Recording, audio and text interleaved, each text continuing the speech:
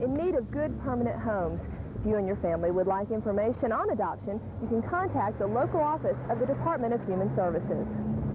In Chattanooga, that number is 493-6000. Rebecca Cook, News Center 12.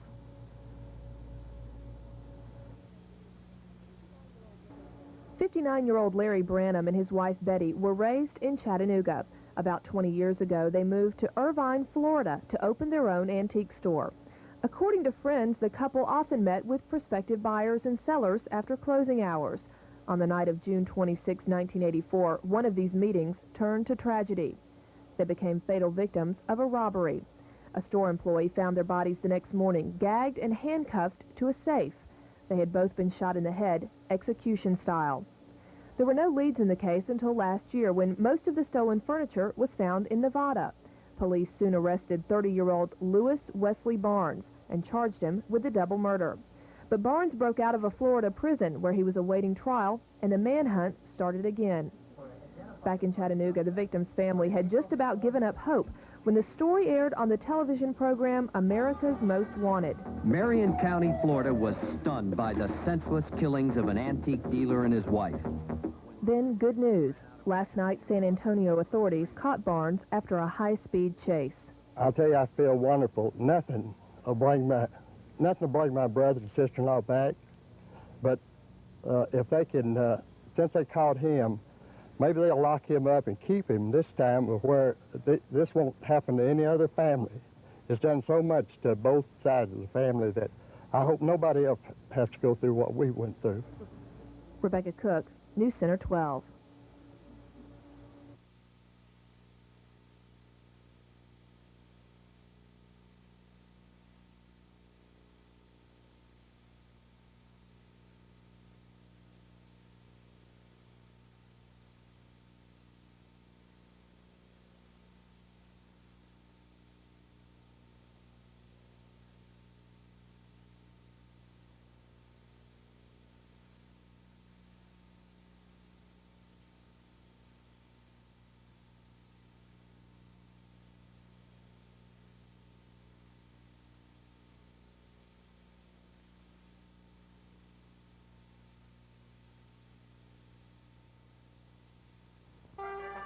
WYFF, Greenville. And now, with the morning edition, Rebecca Cook. This is News Center 4. Good morning, and thanks for joining us. 32 degrees in Greenville, Spartanburg, as well as in Anderson. Asheville has a warm 43 this morning. Opening arguments are expected to get underway this afternoon in the Noah Robinson murder trial. But first, defense attorneys have some requests to make. They're expected to ask that the trial be moved to another part of the state because of pretrial publicity. And Robinson's lawyers have also said they will ask the judge to suppress certain evidence. The search for a missing 6-year-old girl will resume at sunrise this morning near Greensboro, North Carolina.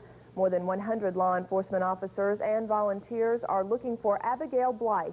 The girl disappeared from her yard Tuesday afternoon.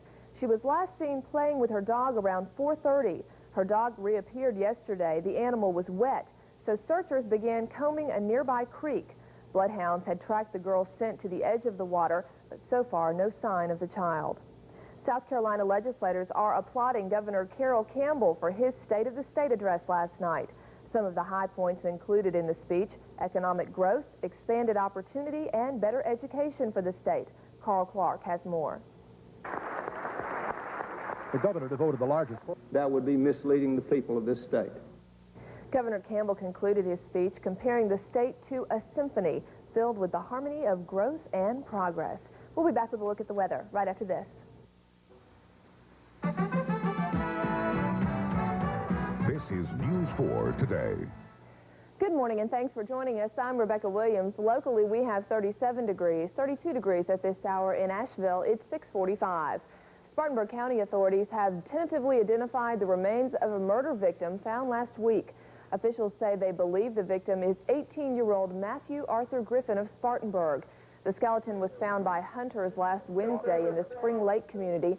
Authorities say the victim was shot in the head. The coroner says they are still trying to locate dental records and x-rays to verify the identity, but clothing and jewelry found with the remains have been identified as belonging to Griffin. A mother charged with killing her 3 children in Franklin County, North Carolina, will be moved from a hospital to a prison this morning. A Franklin County grand jury indicted Katrina McKay yesterday on 3 charges of first-degree murder in the mutilation deaths of her children last month. Franklin County officials say a competency hearing could be set for 2 weeks from today to determine if McKay can stand trial. A group of Asheville citizens spent 2 hours yesterday making final pleas to the city council before a vote was taken on a hotly debated sign law. The council voted unanimously to adopt the law, one they say will improve the business climate by creating a more visually appealing city. The ordinance limits the size of signs and billboards in the city, and some officials think a more beautiful downtown will attract more tourists and convince more industries to locate in Asheville.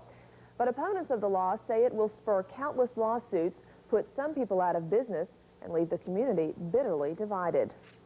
North Carolina is in the big leagues when it comes to recruiting retirees and their spending money to the state, so says a new study. The Tar Heel state is expected to see a net gain of $250 million to the state's economy from the movement of older Americans between 1985 and 1990.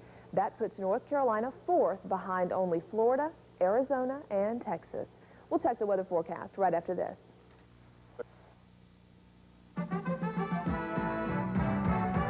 This is News 4 Today.